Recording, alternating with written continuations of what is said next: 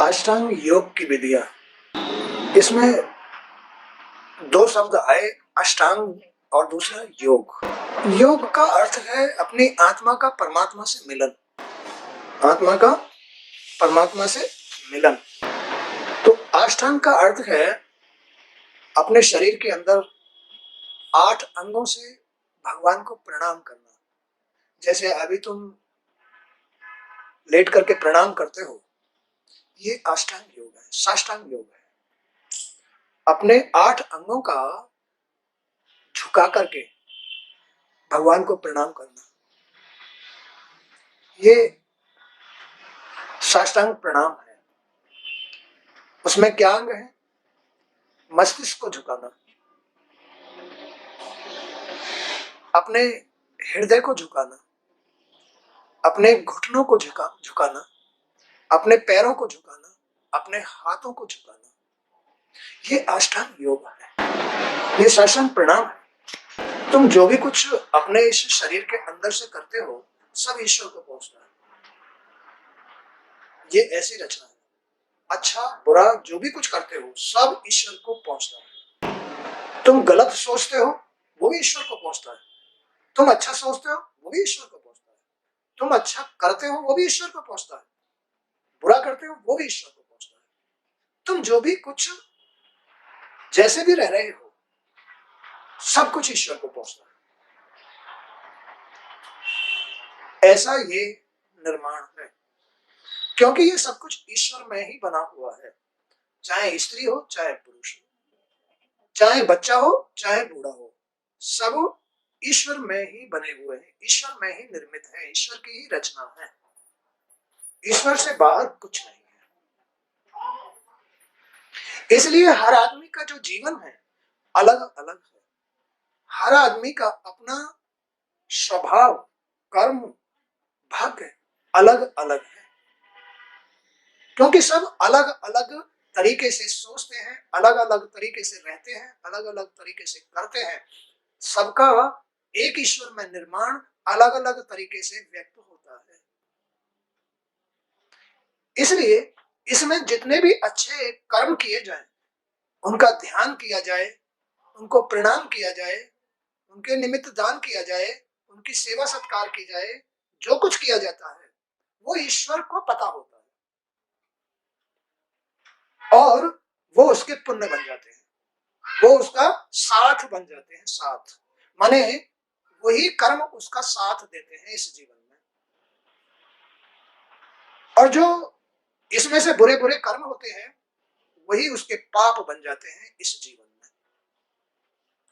तो उनमें से भगवान को लेट करके 8 अंगों को झुका करके प्रणाम करना, उससे भगवान खुश हो जाते हैं। साष्टांग प्रणाम करने से जब ईश्वर बिल्कुल खुश हो जाता है, तो उसे आत्मा प्राप्त हो जाती है। जब आदमी अपने जीवन में कर्म क्रियाओं के अनुसार ईश्वर को खुश कर लेता है, तो उसको आत्मा की प्राप्ति हो जाती है, अच्छे अच्छे कर्म करके। और भगवान, जितना तुम उसके निमित्त जाओगे, जितना उसके निमित्त कुछ कर्म करोगे, चाहे धूप जलाना, चाहे दीपक जलाना, चाहे उनको स्नान कराना, चाहे तुम जो है साष्टांग प्रणाम करना, ये सब ईश्वर की खुशी है। ईश्वर खुश होता है। ईश्वर के खुश होने से ही तुम्हें उतनी ही मदद मिल रही है उसकी। ये तुम्हारे कर्मों का पुण्य है। और तुम जितना उससे दूर भागते हो, उसको याद नहीं करते हो, या मतलब जो है किसी की आत्मा को दुखाते हो, या कोई भेंट डालते हो, या कोई कम करते हो, वो सब तुम्हारी परमात्मा से दूरी है। ऐसा खेल जान दे सकते। तो यहाँ कपिल देव भगवान अपनी माता को बता रहे हैं इसके विषय में, भगवान की खुशी के लिए, परमात्मा की खुशी के लिए, कि माते क्या करना चाहिए जिससे परमात्मा खुश हो जाए। ऐसा क्या करना चाहिए? सब जीवन तो सभी जी रहे हैं, लेकिन सब कैसा जीवन जी रहे हैं? अपने अपने स्वभाव के अनुसार जी रहे हैं। जैसा जिसका स्वभाव है वैसा सब अपना अपना जीवन जी रहे हैं। कोई तो अपने में से ही बहुत दुखी होकर के जीता है, कोई इसमें से ही बहुत खुश होकर के जीता है, कोई इसमें से बड़ा धनवान बन जाता है, कोई इसमें से बड़ा निर्धन बन जाता है, कोई भगवान का द्रोही बन जाता है, कोई भगवान का मित्र बन जाता है। इसमें से ही बनता है। वो उसके कर्म होते हैं। कर्म अपने अपने स्वभाव से होते हैं। जैसा जिसका स्वभाव होता है वो वैसा ही कर्म करता है। इसमें से ही भगवान का मित्र, भगवान का शिष्य भगवान में हो जाता है।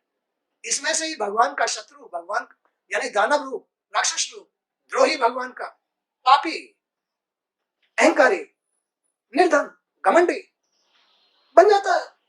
तो इसमें जो भी तुम कर्म कर रहे हो वो सब ईश्वर को पता है, सबका पता है, सबके जीवन का हालचाल पता है, क्योंकि वो इसके अंदर अंतर्यामी बन के बैठा हुआ है। भागो, कहां भागोगे? जा ही नहीं सकते कहीं भी, उससे छपा के कहीं नहीं जा सकते। उससे तुम्हारा कुछ भी नहीं छुपा है, कुछ भी नहीं छुपा है, कोई कर्म नहीं छुपा है, कोई हरकत नहीं छुपी है तुम्हारी, सब कुछ देख रहा है। अच्छाई के साथ तुम्हें पुण्य देता है, अपना साथ देता है, बुराई के साथ तुम्हें दूर कर देता है, हटक। अच्छाई के साथ पुण्य देता है, साथ देता है, बुराई के साथ दूर कर देता है, भागो। गंदे गंदी हरकत, झूठ बोलना, छल करना, घमंड करना, बेईमानी करना, विषय विकार अपनाना, ये सब दूर भगाने वाली प्रक्रियाएं हैं। दूर भगा देता है अपने से। जब भी वो दूर होता है तुमसे, तभी तुम्हारा मन अशांत हो जाता है, तुम्हारी बुद्धि खराब हो जाती है, भिरमर आने लगती है, उल्टी सीधी सोचें आने लगती है। क्या करें, कैसे करें? ये है ईश्वर तुमको तुम्हारी गलतियों के साथ दूर फटकार के बजा देता है। गंदे गंदे कर्म करते हैं, गंदगी है, मतलब वो तो अंदर ही बैठा है ना, साथ छोड़ देगा, उसी समय साथ छोड़ देगा।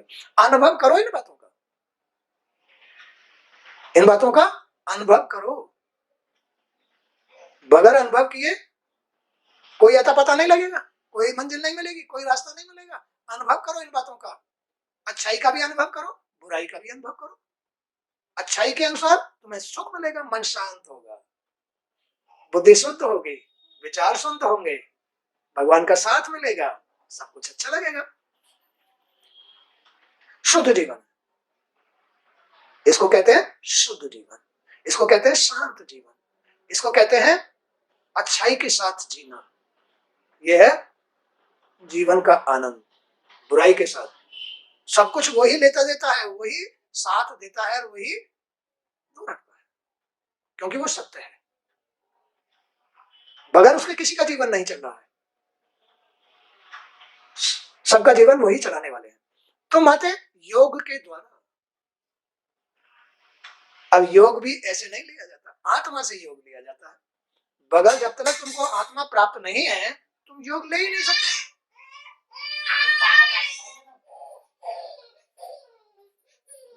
जब तक तुमको आत्मा प्राप्त नहीं है योग नहीं ले सकते। अब आत्मा तो तभी प्राप्त होती है जब वो अपने धीरे धीरे धीरे धीरे कर्मों से उसके नजदीक जाता है, तो वो आत्म स्वरूप हो जाता है। कर्मों से उसके नजदीक जाएगा, अपने स्वभाव से अच्छे कर्म करेगा, पुण्य इकट्ठे करेगा तो उसके करीब पहुंच जाएगा, माने आत्म स्वरूप में बदल जाएगा। उससे वो परमात्मा का योग ले सकता है। आत्मा से योग लिया जाता है। जब तक तुम आत्म स्वरूप नहीं हुए हो, झूठे हो, तब तक तुम योग ले ही नहीं सकते। तुम्हारा मन अशांत रहेगा, तुम्हारी बुद्धि अशांत रहेगी और तुम्हारी सोच करोगे, पूजा करने के लिए बैठोगे, तरह तरह के सीन आएंगे, मन अशांत रहेगा, बुद्धि अशांत रहेगी। ये योग लेने का साधन नहीं है, ये आत्मा को प्राप्त करने वाला सिस्टम नहीं है। जब तुम आत्मा को प्राप्त कर जाते हो तब तो मन का और बुद्धि का सारा भेद धुल जाता है। जब आत्मा को प्राप्त होता है आदमी, तो ये ईश्वर की खुशी होती है। उस समय तो तुम ईश्वर से जो चाहोगे जो दे देगा, और भेद में तुम्हें कुछ नहीं देगा। तो योग लेने से, जब तुम आत्मा से परमात्मा का योग लेते हो, उस समय तुम्हारा मन शांत होगा और चित्त शुद्ध हो जाएगा। परमात्मा के दर्शन भी मिलेंगे, मन भी शांत होगा, चित्त भी शांत होगा। तो योग के द्वारा चित्त शुद्ध एवं प्रसन्न होकर परमात्मा के प्रति उन्मुख हो जाता है। और जब तक तुम्हारा मन, चित्त, बुद्धि शांत नहीं है, शुद्ध नहीं है, तब तक तुम परमात्मा से योग नहीं ले सकते। मन, चित्त, बुद्धि, वाणी शुद्ध नहीं है, तब तक तुम परमात्मा से योग नहीं ले सकते। और परमात्मा से योग लेने के लिए सबसे पहले इनका शुद्ध होना बहुत जरूरी है, तब तुम परमात्मा का योग ले सकते। लेकिन ये सब कुछ करने के लिए पहले परमात्मा के साथ उनसे जुड़ो तो सही। खुद को तो आत्म स्वरूप में बदल दो, लेकिन आत्मा स्वरूप में बदलने के लिए तुम जितने अच्छे कर्म करोगे, पुण्य करोगे, सेवा करोगे, किसी के माध्यम से ही वो मिलते हैं। चाहे माध्यम भागवत है, चाहे भागवत सुन रहे हो, चाहे भागवत पढ़ रहे हो, चाहे गुरु जी की सेवा कर रहे हो, चाहे गुरु माता की सेवा कर रहे हो, चाहे गुरु दादी की सेवा कर रहे हो, या किसी के माध्यम से ही तुम्हें कर्म करने का मौका मिलेगा। कर्म करने का मौका कैसे मिलता है? माध्यम से। और माध्यम के साथ कर्म करने से तुम्हारा मन, बुद्धि ये सब शांत होगा, तब तुम उस पोजीशन में परमात्मा से योग ले सकते हो। तो जितना तुम परमात्मा से योग लोगे, तुम्हारा मन शुद्ध होता चला जाएगा, तुम्हारा चित्त शांत होता चला जाएगा, वाणी शुद्ध हो जाएगी, बुद्धि शुद्ध हो जाएगी।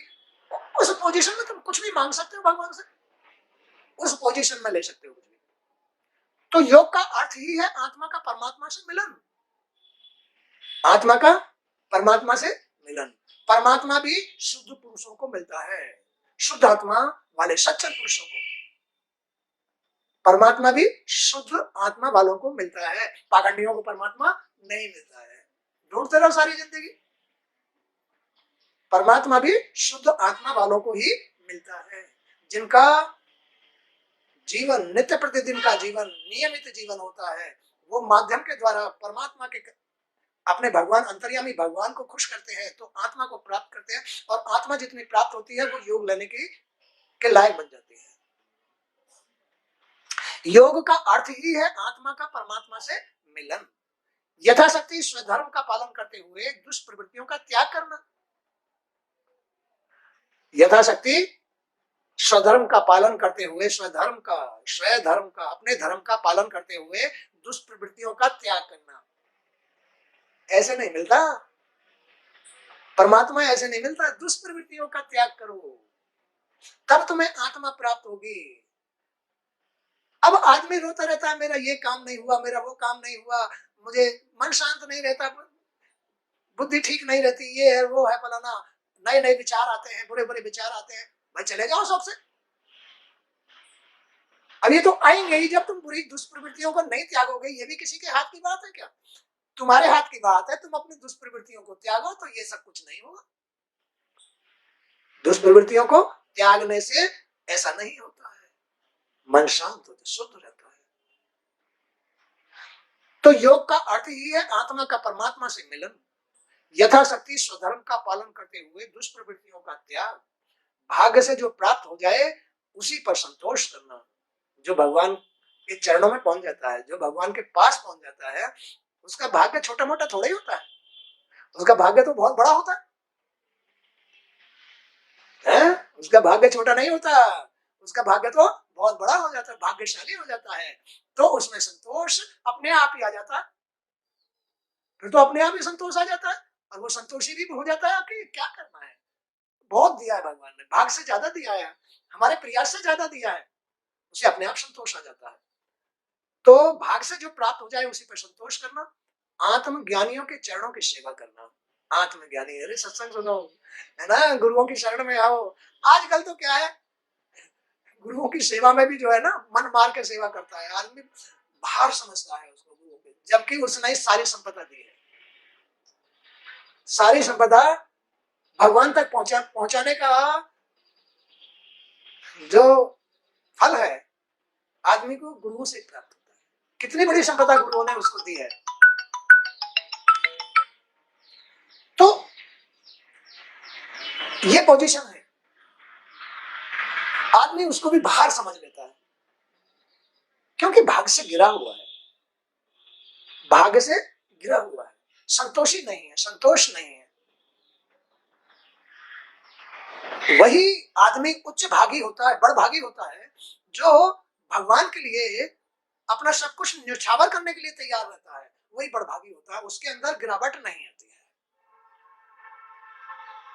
और ये सब कुछ अपने अंदर से ही प्राप्त होता है। जब आदमी इस लायक होता है कि उसका स्वभाव, उसका कर्म शांत और शुद्ध हो, तो उसका अंतःकरण अपने आप उसको भगवान से मिला देता है, उसको आत्मा की प्राप्ति हो जाती है। वो आत्मा ही वो बड़ भाग है जो परमात्मा से कुछ भी प्राप्त कर सकता है। यही बात यहां समझाई है कि योग के द्वारा चित्त शुद्ध एवं प्रसन्न होकर परमात्मा के प्रति उन्मुख हो जाता है। जब तक आदमी के पास ये सिस्टम नहीं है अंतःकरण का, मन का, बुद्धि का, विचारों का, वाणी का, ये सिस्टम नहीं है, तब तक वो आत्मा को प्राप्त नहीं हो सकता। तब तक वो आत्मा परमात्मा से योग नहीं ले सकती। जब तक तुम्हारा चित्त शांत नहीं है, जब तक तुम्हारा मन शांत नहीं है, तुमको आत्मा प्राप्त नहीं होगी। जब तक तुम्हारा स्वभाव कर्मों से तुम्हें पुण्य इकट्ठे करके नहीं देता है, पुण्य इकट्ठे करके नहीं देता है, तुम्हें शुद्ध अनुभव नहीं होगा, तुम भगवान से नहीं मिल सकते। भगवान मैं तो ये सारा सिस्टम बना हुआ है ही, और इसके जर्रे जर्रे कण कण में ईश्वर का सच्चाई का ही वास है। जब तुम्हारे पास अच्छे कर्म होते हैं, अच्छा स्वभाव होता है, अच्छा मन बुद्धि होती है, तब तुम भगवान से मिलने के अपने आप अधिकारी बनते चले जाते हो। वही जीवन में भगवान का साथ कहलाता है। भगवान के साथ से ही जीवन में सुख मिलता है। तुम्हें अनुभव होना शुरू हो जाएगा कि हमारा जीवन कैसा गुजर रहा है, क्या हमें भगवान का साथ मिल रहा है या नहीं, ऐसा अनुभव करना शुरू कर दोगे। और जब जब तुम्हारी मन की, बुद्धि की, चित्त की, वाणी, सोच जब तुम्हारे विषय विकारों में लिप्त होगी, संसार में लिप्त होगी, तो तुम्हें अनुभव नहीं होगा। क्यों? क्योंकि तुम्हारी आत्मा अब संसार में बदलती चली जा रही है, तुम्हारी सोच संसार में बदलती चली जा रही है, तुम्हारा मन संसार में बदलता चला जा रहा है, बुद्धि संसार में बदलती चली जा रही है। उतना ही तुम घमंडी होते चले जा रहे हो, अहंकारी होते चले जा रहे हो, भूल में होते चले जा रहे हो, भगवान से विमुख होते चले जा रहे हो। अब तुम्हारे पास आत्मा कहां से रह गई? आत्मा ढक जाती है, भगवान से मेल नहीं हो पाता है, तो तुम्हारी आत्मा दूर हो जाती है। इसको इसमें इस पोजीशन में अनुभव नहीं होता है। आदमी अनुभव नहीं कर सकता कि मेरा जीवन कैसा चल रहा है। बुद्धि मारी जाती है, अशांत हो जाती है, मन अशांत हो जाता है। ये बुद्धि मन का ही तो अंग है, ये वाणी बुद्धि का ही तो अंग है, ये सब कुछ शरीर का ही तो सिस्टम है, ये मशीनरी है, शरीर से संबंध रखती है ये, और शरीर के कण कण में ईश्वर का वास है। बस शरीर के माध्यम से ही तुम, शरीर के माध्यम से ही तो तुम ईश्वर के करीब, और शरीर के माध्यम से ही तुम ईश्वर से विमुख हो जाते हो। जितना तुम अपने शरीर के सिस्टम को पवित्र रखोगे, भगवान से मेल होता रहेगा, भगवान के प्रिय बन जाओगे, भगवान के शिष्य बन जाओगे। जितना तुम शरीर के सिस्टम से भिन्न रहोगे, उतने ही भगवान से विमुख होते चले जाओगे, सांसारिक हो जाओगे, अनुभव खत्म हो जाएगा और तुम्हारी सोच गिर जाएगी। ये भाग्यहीनता है। आत्मा की प्राप्ति उच्च भाग्य की प्राप्ति है, भाग्यशाली बन जाता है।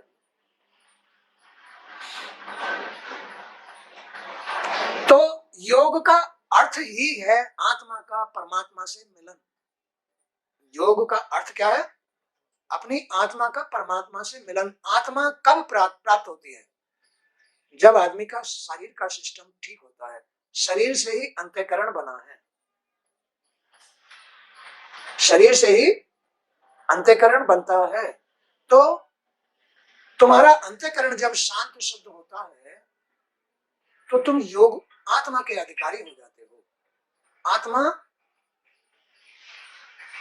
तुम्हारे साथ होती है, यानी अच्छी बुद्धि, अच्छा मन, अच्छे विचार में तुम्हारा सिस्टम बदल जाता है। तुम परमात्मा का ध्यान करने के, अपने अपने ईश्वर से मिलने का तुम्हें अनुभव होना शुरू हो जाता है। तो आत्मा का परमात्मा से मिलना ही योग कहलाता है। यथाशक्ति स्वधर्म का पालन करते हुए दुष्प्रवृत्तियों का त्याग करना। अगर अपने आत्मा का साथ लेना है, अगर तुम्हें भगवान को खुश करना है, तो दुष्प्रवृत्तियों का त्याग करना ही पड़ेगा। ये ऐसा भगवान में सिस्टम है। बंद निकाल, बंद कर दीजिए।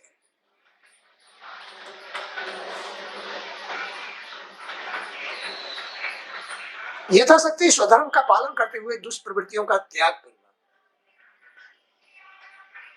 आदमी अपना मतलब निकालने के लिए कहीं से झूठ बोल करके कुछ ले आता है, भूखा है, भगवान का तो नियम धर्म कुछ है नहीं। आदमी जब जब भी भगवान से विमुख होता है, तब तब वो परेशानियों में उलझता है, तब तब उलझता है। और जब जब वो परमात्मा के या भगवान के करीब होता है, तब तब वो सुलझता है। लेकिन परमात्मा से या भगवान से मिलने के लिए उसे दुष्प्रवृत्तियों का त्याग करना ही पड़ता है। किसी के साथ छल करना, झूठ बोल करके कुछ ले आना, या झूठा व्यवहार, झूठा कर्म करना, ये भगवान से विमुख करता है। बस यही है उसका दुख, दुखी जीवन। ये दुखी जीवन है। भाग्य से जो प्राप्त हो जाए उसी पर संतोष करना। ज्यादा हाथ पैर मारोगे, कुछ नहीं मिलेगा और परेशानियां खड़ी हो जाएंगी। इसलिए अपने भाग्य पर भरोसा करो और अपने भाग्य को बनाने के लिए अच्छे कर्म करो, भगवान के साथ पहुंचो। और भगवान से मिलने के लिए भाई, काम तो तुम्हारा शरीर और तुम्हारा अंतःकरण आ रहा है, तो इसको भी भगवान से मिलने के लिए माध्यम की जरूरत है। गुरुओं की जरूरत है, गुरु माता की जरूरत है, मंदिर में किसी मूर्ति की जरूरत है, किसी की सेवा की जरूरत है, कहीं तीर्थ करने की जरूरत है, कहीं दान करने की जरूरत है। ये माध्यम है, इनके बगैर भगवान के पास नहीं पहुंचा जाता है। और भगवान तो तुम्हारे अंदर है। तो देख लो, अपने भगवान से मिलने के लिए तुम्हें कहां कहां जाना पड़ता है। गुरुओं के पास जाना पड़ता है, उनकी सेवा करनी पड़ती है, भागवत सुननी पड़ती है। ये सब माध्यम बन रहे हैं भगवान से मिलने के, भगवान के करीब जाने के। अपने आप ही अनुभव होना शुरू हो जाएगा, मन शांत हो जाएगा, बुद्धि शुद्ध हो जाएगी, और तुम्हारा जो भाग्य है, जो तुम्हारे विचार हैं, वो ऊंचे होने शुरू हो जाएंगे। फिर इलझ गए तो फिर गिर जाएंगे, है ना। तो आदमी को अपने शरीर को चलाने के लिए माध्यम शुद्ध होना चाहिए, चाहे तीर्थ का, चाहे दान का, चाहे मंदिर में किसी मूर्ति का, चाहे गुरुजी का, चाहे भागवत का, चाहे सत्संग का। माध्यम शुद्ध होना चाहिए, भगवान से मिलने में देर नहीं होगी। और जब जब भी तुम इनसे विमुख होते हो, रोज नहीं ना भाई, अगले हफ्ते जाएंगे, 8 दिन नागा करते हैं। कई लोग तो ये सोच जाते हैं, अरे मंदिर में जाएंगे 10-20 रुपए खर्च होंगे, प्रसाद ले जाना पड़ेगा, दीपक जलाना पड़ेगा, घी खर्च करना पड़ेगा। अरे तीर्थ करने जाएंगे, 1000-2000 रुपए खर्च करने पड़ेंगे। नहीं यार, रहने दो, ऐसे नहीं। जिसका शरीर, माने अंतःकरण, मन, बुद्धि, सोच ये सोच रही है, वो जाते हुए भी भगवान को प्राप्त नहीं करता है, क्योंकि उसका सिस्टम तो उल्टा चल रहा है, लोभ में चल रहा है। कुछ नहीं मिलेगा। व्यर्थ मत जाओ भाई, मत मंदिर जाओ, मत तीर्थ जाओ, मत कुछ करो, कोई फायदा नहीं है। अभी तुम उस लायक नहीं हुए हो। खेल समझ में आ रहा है। तो भगवान से मिलने के लिए, अपना जीवन सरल करने के लिए भगवान के पास जाना जरूरी है। और भगवान के पास निस्वार्थ भाव से जाया जाता है। बगैर माध्यम के तुम कर्म नहीं कर सकते, और बगैर माध्यम के तुम भगवान से नहीं मिल सकते, सच्चाई से नहीं मिल सकते। सच्चे माध्यम बनाओ, सच्चाई के पास पहुंच जाओगे, तब सच्चाई से कुछ भी मांगो मिल जाएगा। उससे तुम बड़भागी बन जाओगे, उससे ही तुम बड़भागी बन सकते हो, ऊंचे भाग्य वाले बन सकते हो। वो भाग्य ही तुमको कुछ दे सकता है। भाग्य में तो कुछ है नहीं, वैसे तुम जो है भीख मांगते डरो, क्या फायदा है? जब तक भाग्य में नहीं है ना तो भीख भी नहीं मिलती है। भीख भी भाग्य में होती है तो ही मिलती है, अन्यथा भीख भी नहीं मिलती है। बिन मांगे मोती मिले, मांगे मिले ना भी। भाग्य ऊंचा है तो बिन मांगे मोती मिल जाएंगे, हीरा मिल जाएगा। लेकिन मांगने से, जिनका भाग्य नीचा है, गिरा हुआ है, उनको मांगने से भीख भी नहीं मिलती है। समझे? तो भाग्य को ऊंचा करने के लिए निष्काम भाव से माध्यम की सेवा करो। अगर तुम माध्यम के प्रति जरा भी फर्क रखोगे, भगवान से नहीं मिल सकते, अपनी इच्छाएं पूरी नहीं कर सकते, अटकाव आते ही रहेंगे, कोई नहीं जोड़ सकता। तुम्हारे ऊपर निर्भर करता है। जब तक तुम अपने मन का अटकाव दूर नहीं करोगे, तुम भगवान से नहीं मिल सकते, और बगैर भगवान के तुम्हें कोई कुछ दे नहीं सकता। तो जो भी कुछ मिलता है वो भगवान से मिलता है, भगवान के पास जाने से मिलता है, तुम्हारे मन के विश्वास से मिलता है। तुम्हारा जिसमें विश्वास है, तुम निष्काम भाव से उसकी सेवा करो, चाहे वो तुम्हारा शरीर भी मांग ले तो दे दो। अगर किसी ने उसका शरीर भी मांग लिया और उसने दे दिया, तो समझो कि उसका जीवन सफल हो गया। क्यों? क्योंकि उसके विश्वास ने उसे भगवान से मिला दिया, और भगवान उसके जीवन को लेगा नहीं, बल्कि उसे बहुत बड़भागी राजा बना देगा कि इसके अंदर निष्काम भाव है, इसने अपने गुरु को शरीर भी दे दिया। भगवान तो दयालु होते हैं, वो किसी का शरीर थोड़े मांगते हैं। वो तो भगवान देखता है कि इसके अंदर कितना बड़ा त्याग है, इसके अंदर कितनी बड़ी सेवा है, कितनी बड़ी श्रद्धा है, कैसा भाव है गुरुओं के प्रति। जबकि मैं तो गुरुओं के माध्यम से ही मिलता हूं किसी को, और जिसको मैं मिल जाता हूं उसको बड़भागी बना देता हूं। जिसको भी मैं मिल जाता हूं उसको तो मैं बड़भागी बना देता हूं। लेकिन गुरुओं के प्रति, इसका माध्यम के प्रति इसका कैसा भाव है, भगवान ये देखता है, ये देखता है। वो अपने आप से ही, अपने आपे से ही, अपने मन से ही घाटा खाता रहता है, और ना धोबी घर का रहा ना घाट का, ना भगवान से मिल सका और ना इच्छाएं पूरी कर सका, कोई फायदा नहीं हुआ उसको। तो जो भी कुछ है, हमें जो भी कुछ प्राप्त करना है, वो तो अपने मन से प्राप्त करना है। मन में हम जिस माध्यम को मान के चले, उसमें विश्वास होना चाहिए, वो माध्यम ही हमें भगवान से मिलाएगा। उस माध्यम के प्रति निष्काम भाव से सेवा होनी चाहिए। चाहे मंदिर में चले जाओ, चाहे गुरु जी के पास आ जाओ, चाहे तीरथ चले जाओ, चाहे कहीं भी चले जाओ, निष्काम भाव से सेवा जो करेगा, वो वही तीरथ, वही माध्यम तुमको भगवान से मिला देगा। बोलो मिला देगा नहीं? वही मिला देगा भगवान से। बस समझ लो कि बस वहां तुम भगवान के पास पहुंचे, उस समय निष्काम भाव से जो तुमने सेवा की है, उस समय तुम भगवान से कुछ भी मांग लो, पूरा कर देगा।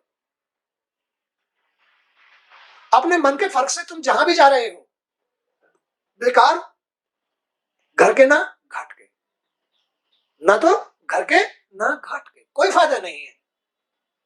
अगर मन के फर्क से तुम कोई कर्म कर रहे हो, तो वो तुम्हें पुण्य नहीं बनाता, पाप बनाता है, व्यर्थ। तो योग का अर्थ ही है आत्मा का परमात्मा से मिलन। यथाशक्ति स्वधर्म का पालन करते हुए, यथाशक्ति स्वधर्म, भगवान तो धर्म से खुश होते हैं, नियम से खुश होते हैं, विश्वास से खुश होते हैं, निष्काम भाव से खुश होते हैं, यही स्वधर्म है, स्वधर्म। तो स्वधर्म का पालन करते हुए, दुष्प्रवृत्तियों का त्याग करते हुए, दुष्प्रवृत्तियों से ही तो भेद आता है, अविश्वास आता है, बुद्धि खराब होती है। तो यहाँ यही समझाया गया है, यथाशक्ति स्वधर्म का पालन करते हुए दुष्प्रवृत्तियों का त्याग करना, भाग्य से जो प्राप्त हो जाए उसी पर संतोष करना। अरे भाई, तुम निष्काम भाव से स्वधर्म के अनुसार कर्म कर रहे हो, तो तुम्हारा भगवान से मिलन हो जाएगा। अब वो भगवान से मिलन ही तो तुम्हें बड़भागी बनाएगा। भगवान तो इतनी बड़ी दुनिया के मालिक है, हर जीव को देखो, जो जहां रह रहा है वहीं भोजन पहुंचाते हैं। उनके पास किस बात की कमी है? ना वस्त्रों की कमी है, ना खाने की कमी है, ना धन की कमी है, ना संपत्ति की कमी है, ना किसी बात की कमी है। वो तो बड़भागी है ना। तो उनके पास जाने से तो सब कुछ मिल जाता है। जैसे सुदामा को श्री कृष्ण के पास जाने से सब कुछ मिल गया था नहीं। ऐसे ही निष्काम भाव से जो भगवान के पास पहुंच जाता है, बस उसको बड़ा भाग्य मिल जाता है निष्काम भाव से। आत्मज्ञानियों के चरणों की सेवा करना, आत्मज्ञानी माध्यम बनाने पड़ते हैं भाई। आत्मज्ञानी जो पुरुष होते हैं, आत्मा के ज्ञान रखने वाले, आत्मज्ञानियों के चरणों की सेवा करना, विषय वासनाओं से दूर रहना, श्रेष्ठ धर्मों का आचरण करना, शुद्ध सात्विक और सीमित भोजन करना, निरंतर एकांत में निर्भय होकर साधना करना, मन वाणी और शरीर से किसी जीव को न सताना, सदा सत्य बोलना, चोरी न करना, आवश्यकता से अधिक वस्तुओं का संग्रह न करना, नहीं तो भगवान से मिलन बंद हो जाएगा। अब ये माध्यम बन जाएंगे। अभी तो तुमने भगवान से मिलने का माध्यम बनाया था गुरु जी को, अब तुमने भगवान से मिलके बहुत सारा सब कुछ धन इकट्ठा कर लिया, संपत्ति इकट्ठी कर ली, अब तुम्हारा ध्यान इधर चला जाएगा, तुम्हारा इनमें विश्वास हो जाएगा, अब तो मेरे पास बहुत धन है, मेरे पास बहुत संपत्ति है, मेरे पास संतान है, मेरे पास बड़ा ढंका, तो तुम्हारा विश्वास खत्म और ये माध्यम तुम्हें भगवान से दूर करेंगे। अब दिन प्रतिदिन तुम्हें भाग्य से गिराएंगे, दिन प्रतिदिन भाग्य से गिराएंगे, क्योंकि तुम्हारा ध्यान भगवान की तरफ से, धर्म से, नियम से विमुख हो गया और तुम धन संपत्ति संतान आदि में आसक्त हो गए। बस जो तुम्हारा विश्वास का माध्यम था, अच्छा जो माध्यम था, जो भगवान से मिलाता था, उनके प्रति ध्यान खत्म कर देगा। ये सब धन संपत्ति अगड़म जगड़म, भगवान से मिलना नहीं होगा। भगवान से जब तक नहीं मिलोगे तुम और बड़भागी नहीं बनोगे। भगवान तो खूब बड़भागी बना देते हैं, अनंत है वो तो, लेकिन ये सब कुछ तुम्हें भगवान से विमुख कर देता है और भाग्य से गिरा देता है। इसलिए भाग्य पर संतोष करना, भाग्य पर संतोष करना, जो भाग्य से मिल जाए उस पर संतोष करना। कभी भी धन संपत्ति में आसक्त न होना, विषय विकारों में आसक्त न होना, किसी की आत्मा को नहीं दुखाना, दुष्प्रवृत्तियों में विलीन न होना, ये माध्यम तुमको गिरा देंगे। कहां से गिरा देते हैं? भाग्य से गिरा देते हैं। क्यों? इनसे भगवान से मिलना बंद हो जाता है। बगैर भगवान के तुम भाग्य से ऊंचा नहीं हो सकते, और भगवान से मिलने के लिए शुद्ध सात्विक माध्यम की जरूरत होती है। बगैर शुद्ध सात्विक माध्यम के तुम भगवान के पास, सच्चाई के पास नहीं पहुंच सकते, अपनी आत्मा को प्राप्त नहीं कर सकते। आत्मा ही तो बड़ भाग है, अपनी आत्मा से तो कुछ भी प्राप्त कर लो। आत्मा अगर तुम्हारे पास है तो धरती के अंदर सोना कहां दबा हुआ खुदवा लो, हीरे मोती कहां छुपे हुए हैं देख लो अपनी आत्मा से, वो होता है बड़भागी।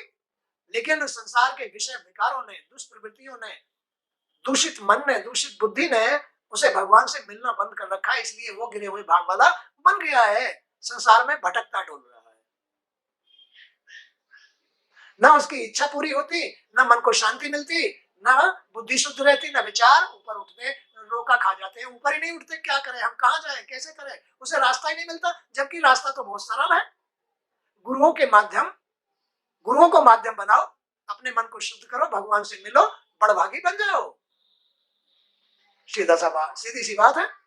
लेकिन गुरुओं की सेवा या गुरुओं के साथ तुम निष्काम भाव से रहोगे तो तुम्हें भगवान से मिला देंगे, तभी मिल पाता है आदमी। गुरु मिलाना भी चाहे तो भी नहीं मिल पाएगा जब तक वो गुरुओं के अनुसार नहीं होगा।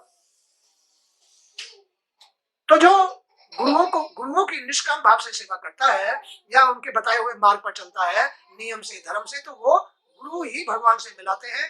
गुरु भी ऐसा होना चाहिए जो आत्मज्ञानी हो। आत्मज्ञानी गुरु माध्यम ही उसे भगवान से मिलाते हैं, और भगवान से जो मिल लिया वो बड़भागी बन जाता है। तो आवश्यकता से अधिक वस्तुओं का संग्रह न करना, सदैव ब्रह्मचर्य का पालन करना, बाहर भीतर से शुद्ध और पवित्र रहना, निष्काम भावी रहना, यही तो है बड़भागी बनने का उपाय। अरे फिर वो दुनिया को बांटता है, क्या फिर भी कमी नहीं आती? भगवान दुनिया को बांटता है, क्या भगवान के पास किसी बात की कमी आती है? ऐसे ही कोई भी आदमी उस पद को प्राप्त करके दुनिया को बांटता है, सब कुछ बांटता है, लेकिन फिर भी उसके पास कमी नहीं आती। बड़भागी बनना चाहिए आदमी को, बड़भागी बनना चाहिए, इसका प्रयास निरंतर करना चाहिए। भगवान श्री हरि की पूजा करना, वाणी का संयम रखना, उत्तम आसनों का अभ्यास करके स्थिरता लाना, धीरे धीरे प्राणायाम के द्वारा सांस के आरोह अवरोह को संतुलित करके जीतना, मन को स्थिर करके इंद्रियों पर नियंत्रण करना, इंद्रियों पर नियंत्रण करके मन को जीतो। ये इंद्रियां भगाती हैं, मन को शांत नहीं रहने देती है, अशुद्ध कर देती है। इंद्रियों को शुद्ध करो, मन को स्थिर करके इंद्रियों पर नियंत्रण करना, उसे मूलाधार आदि किसी एक चक्र में स्थित करना ध्यान योग कहलाता है। तो मैं अभी तुमको योग का सिस्टम समझा रहा था। योग का ये सिस्टम है, तब जाकर के तुमको आत्मा प्राप्त हो सकती है, और आत्मा की प्राप्ति करके ही तुम परमात्मा से योग ले सकते हो।